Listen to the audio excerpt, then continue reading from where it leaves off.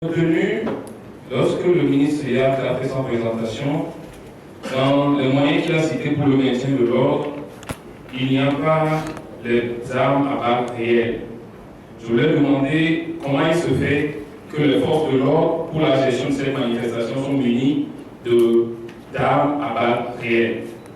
C'est ma première question. La deuxième, c'est le ministre avait dit qu'il y avait déjà une manifestation le 30 octobre.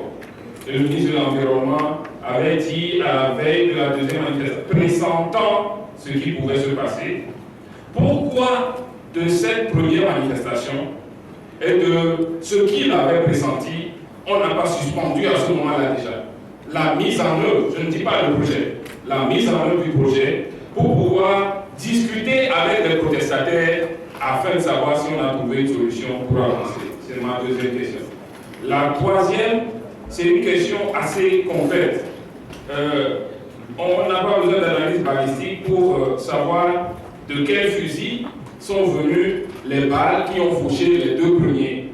Alors, le ministre nous dit de quel fusil sont tirées les balles qui ont fauché les deux premiers et qui étaient les détenteurs de ces fusils.